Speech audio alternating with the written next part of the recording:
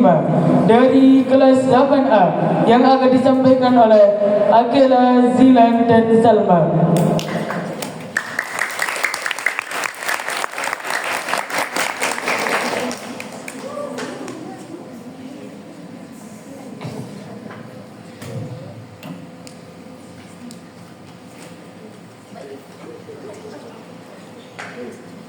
Beri salam pada sesama untuk mengharapkan keselamatan. Marilah kita mengucapkan salam bersama. Assalamualaikum warahmatullahi wabarakatuh.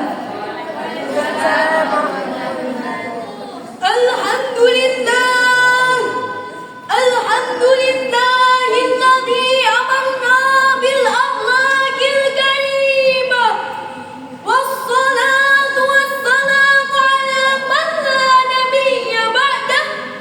Allahumma shalli wa sallim ala sayyidina Muhammad wa ala alihi wa sahbihi wa mawalah. Amma ba'd. Yang terhormat Dewan Hakim dan Arif dan Bijaksana, yang terhormat Kepala Sekolah SFPI dan MA Tahfidzul Quran, yang terhormat para asatidz wal asatidzah yang kami banggakan, dan para hadirin yang berbahagia. Di tengah krisis moral dan kemunduran akhlak, pendidikan karakter menjadi sangat penting. Pendidikan karakter adalah fondasi untuk membangun generasi yang bermartabat. Tanpa karakter, ilmu hanyalah pengetahuan kosong yang dapat disalahgunakan. Oleh karena itu, pada kesempatan yang penuh berkah ini, kami akan menyampaikan syarah Al-Quran dengan judul Pendidikan Karakter untuk Membangun Generasi Berakhlak Mulia. Maka marilah kita dengarkan firman Allah Subhanahu wa taala dalam Quran surat Luqman ayat 13 sebagai pengantar tema kita. A'udzu billahi minasy syaithanir rajim.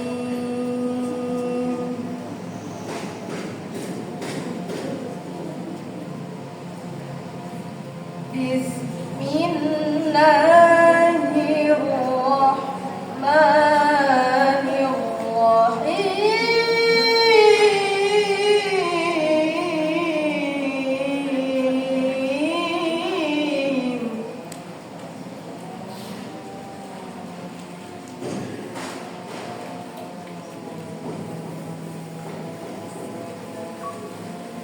Wa idh qala Luqmanu li banihi wa huwa ya'iduhu ya bunayya la tusyrik billah.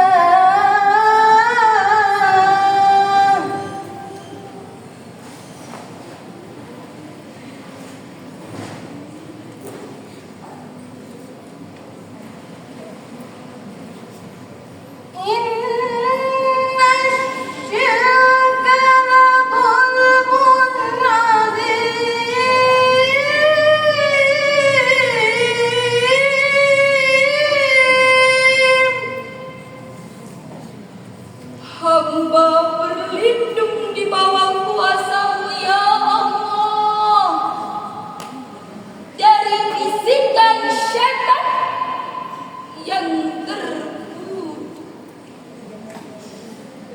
Dengan menyebut asma Allah yang Maha Pengasih, Maha Penyayang.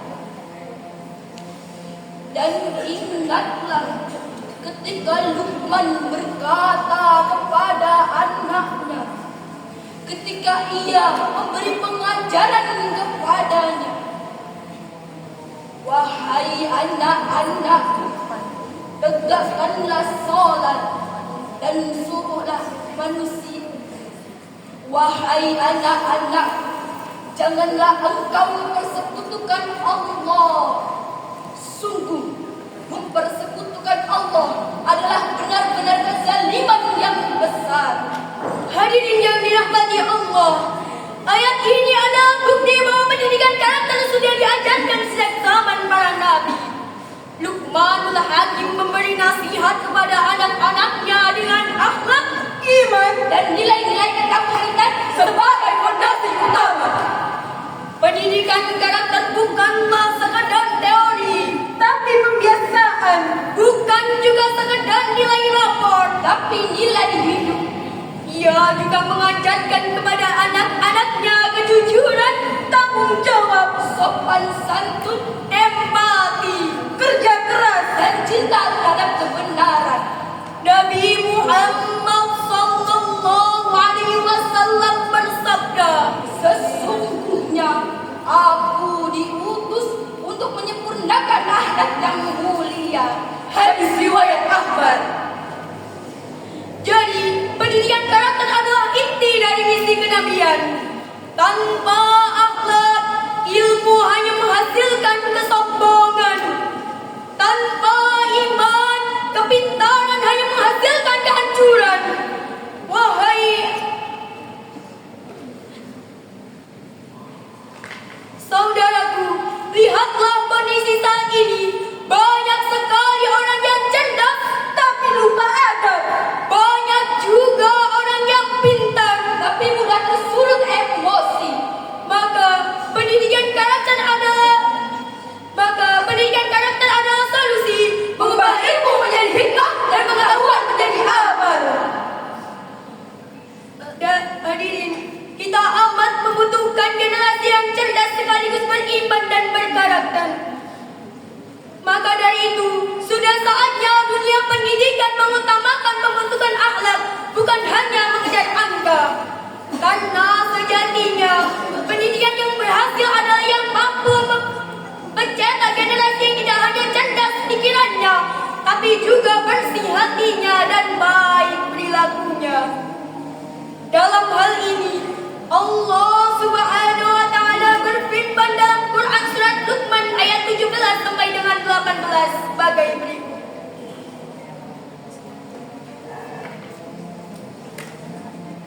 Ya bunayya aqimis salata wa'mur bil ma'rufi wanha 'anil munkar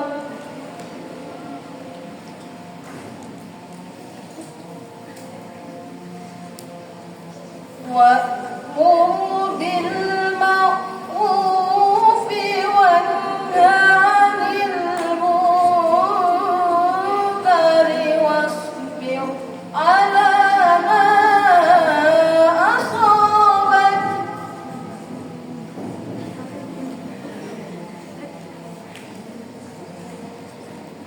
inna dzalika min azmil umur.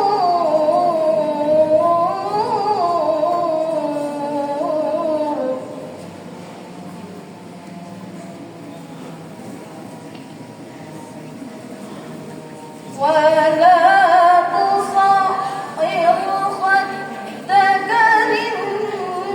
للناس ولا تمش في الأرض مرحا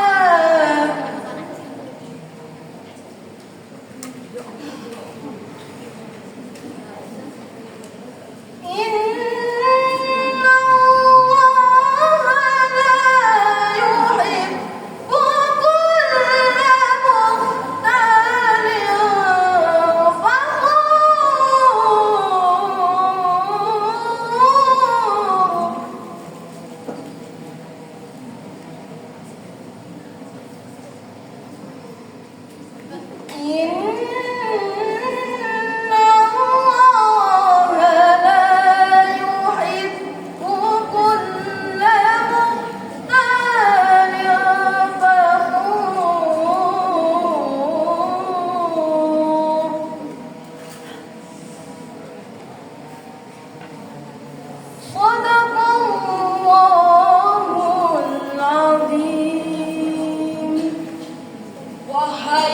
menahan nafsu, tegakkanlah sholat, dan suruhlah manusia berbuat yang ma'ruf, dan cegahlah dari yang munkar, serta bersabarlah terhadap apa yang menimpamu. Sungguh yang demikian itu adalah perkara yang diutamakan. Dan janganlah kamu malingkan wajah dari manusia karena sombong, dan berjalan di muka bumi ini dengan rasa ampun. Sungguh Allah Subhanahu wa Ta'ala membenci orang-orang yang sombong dan membanggakan diri. Maha benar Allah dengan segala firman-Nya, dan Dialah yang Maha Agung. Dewan Hakim yang mulia dan hadirin yang berbahagia, ayat ini juga berisi pesan-pesan Luqmanul Hakim kepada anaknya agar tidak hanya berkarakter, tapi juga memperbaiki karakter-karakter masyarakat melalui amar ma'ruf nahi munkar, serta menghadapi tantangan dengan tegar. Demikian penjelasan dalam tafsir Al-Qurtubi jilid 14 halaman 68. Demikian pula yang ingin kita wujudkan dalam jati diri bangsa. Nabi Muhammad sallallahu alaihi wasallam bersabda, orang mukmin yang paling sempurna imannya adalah yang terbaik akhlaknya. Maka pendidikan karakter dapat kita wujudkan melalui jalur formal dan informal, dan masuk di dalamnya pengajaran nilai-nilai Al-Quran. Ziegler, seorang penulis novel terkenal, mengatakan, kemampuan dapat membawa Anda ke puncak, namun dibutuhkan karakter untuk membuat Anda tetap berada di sana. Hadirin, satu pantun dari kami. Kerja lembur di depan komputer, kemana tetap merasa pandai. Agar generasi muda berkarakter, pegang teguh ayat-ayat Al-Quran.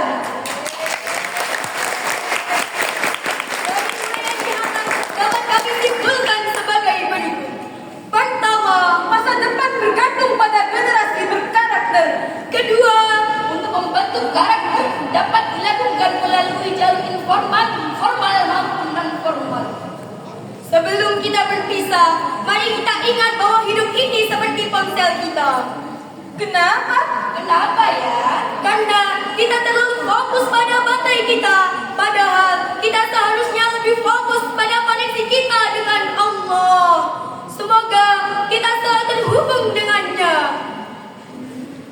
Sebagai penutup, kami mengajak Dewan Hakim dan hadirin untuk bersolawat bersama. Muda-mudi ini zaman, bukan tak pandai pengetahuan, ilmu dan adab ditinggalkan, sehingga diri bagaikan hewan.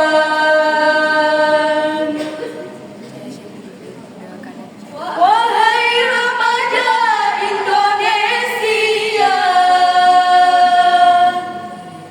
jagalah karakter kita dengan akhlak mulia. Wujudkan cita-cita bangsa. Mari bersama.